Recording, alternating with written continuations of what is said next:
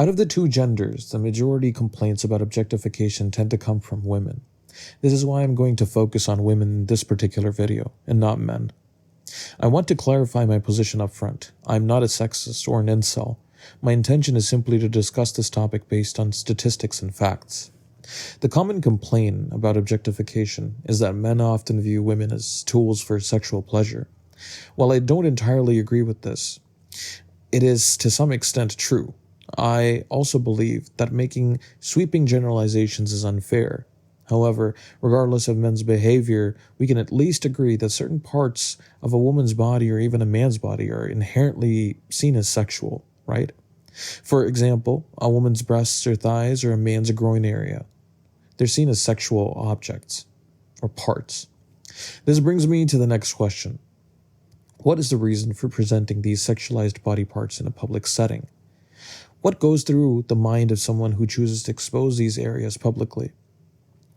I'm not talking about nudists who have no issue with nudity in general. I'm referring to people who aren't nudists and would likely object to full nudity, yet have their own subjective criteria for what they consider acceptable exposure. With this group of people, I think something quite perverse is at play. They might try to justify their levels of nudity by citing societal norms, but the question remains, why do they choose to present themselves in what I would call a half-naked state? The simplest and the most immediate answer that comes to mind is that they want attention, and a very specific kind of attention. This would imply that they are attention seekers, which in itself is an annoying trait for anyone to have.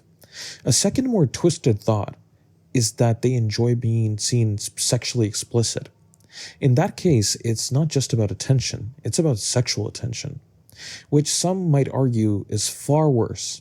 A comparison could be made to prostitutes who stand in glass boxes wearing little or no clothing, trying to lure customers off the streets.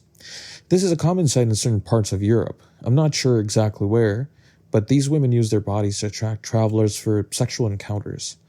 Now, this second comparison might sound harsh, and I'm not saying that this is exactly what I think of every woman who wears revealing clothing, but if neither of the two reasons I've outlined applies, then we're left with something far worse: sheer stupidity and herd mentality.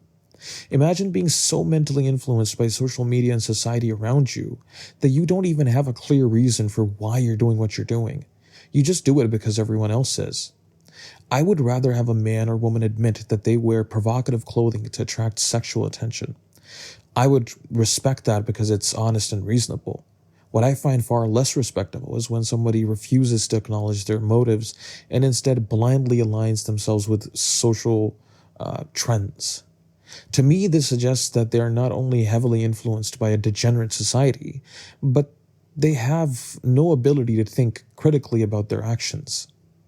A few months ago, I watched a video on YouTube where a man was denied boarding a plane because his shorts were too short and were deemed inappropriate. I agreed with that decision. It seemed fair. But do the same rules apply to women who wear mini skirts or low-cut dresses, exposing their bodies to children and others without consent? If a man were to expose his private parts in public, we would rightly feel offended and harassed. So why isn't the same standard applied to women who walk around with half their breasts exposed or their backsides fully revealed? Something to think about. And here's where I end my rant.